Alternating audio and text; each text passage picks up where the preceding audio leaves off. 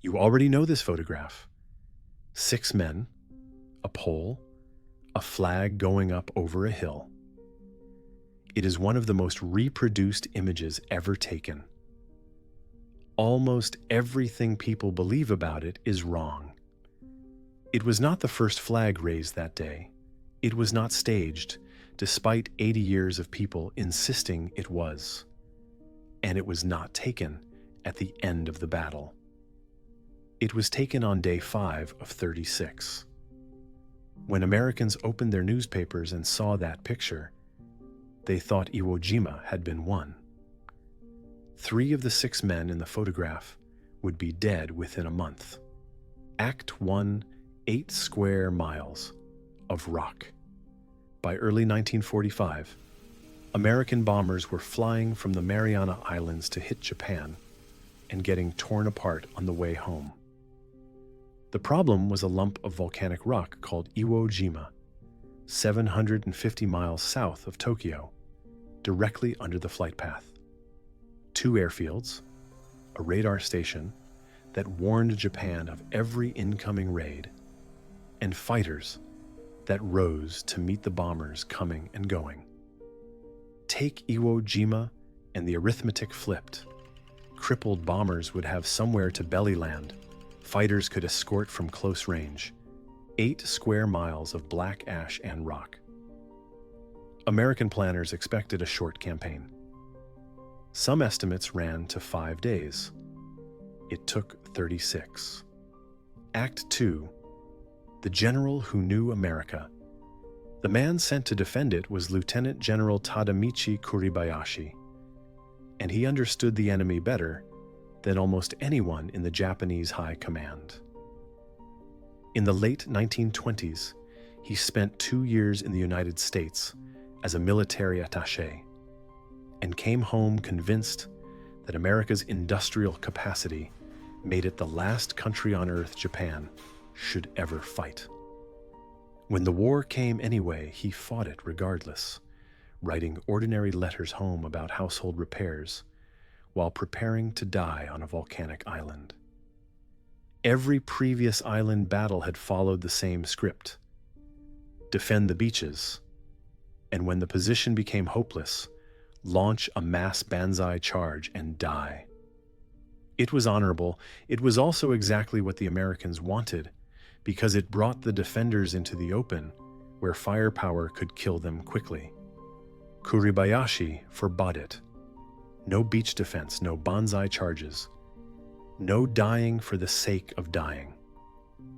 Instead, he put his army inside the island. His men dug more than 11 miles of tunnels, connecting some 1,500 underground rooms and gun positions. Artillery sat in caves behind steel doors that opened to fire and close before return fire could land. Every position covered several others. He told his men not to expect to survive, and set them a target. Each was to kill 10 Americans before dying. When the American fleet spent 3 days shelling the island, most of his army sat underground and waited it out. Act 3. The beach that was too quiet. On the 19th of February 1945, around 70,000 Marines began going ashore. Nothing happened. No artillery. No machine guns. Some men assumed the bombardment had killed everyone. The beach itself was the first problem. Soft volcanic ash that behaved like dry sugar. Men sank to their ankles trying to run. Foxholes collapsed as fast as they could be dug. Vehicles bogged down at the waterline and stayed there. Nobody could dig in, and nobody could move fast, which was precisely the point. Kuribayashi had ordered his gunners to hold fire until the beaches were crowded. When the order came, about an hour after the first wave landed, the whole island opened up at once, on ranges measured long in advance. The Marines were caught on open ground with nothing to hide behind and nothing to shoot back at. There was no line to break through. The enemy was underneath them, and would be for 5 more weeks. Act 4. 5 days to the summit. At the southern tip stood Mount Suribachi, the highest point for miles. Whoever held it could see the entire landing area. For 4 days, every Marine on those beaches was watched from above.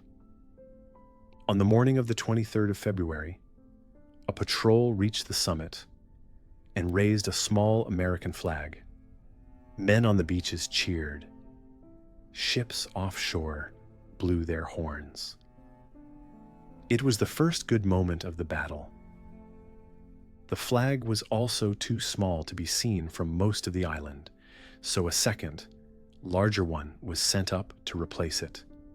An Associated Press photographer named Joe Rosenthal was climbing Suribachi at the time. He arrived as the second flag went up, swung his camera round almost without thinking, and took a single frame. He never looked through the viewfinder properly. He was not sure he had anything at all. Nobody on the mountain paid much attention.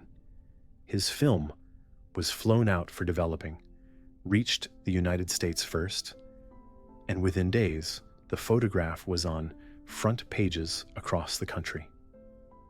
Act 5. The photograph that was not staged. The accusation started almost immediately and has never entirely gone away.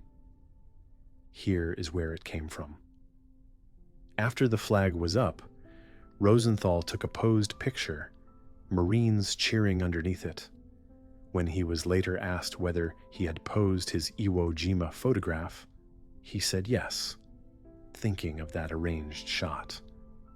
The famous image is not that picture. It is a single unrehearsed frame caught in the middle of a real flag actually going up. But the misunderstanding stuck, and something else fed it. For decades, the Marine Corps had some of the 6 men wrong. Names were attached to figures whose faces were half hidden, and it took until recent years for the identifications to be corrected. 2 of the 6 originally named were not in the picture at all. So the photograph was real. The men in it were doing exactly what it looks like they were doing. The story told around it for 70 years was not. Rosenthal won the Pulitzer Prize.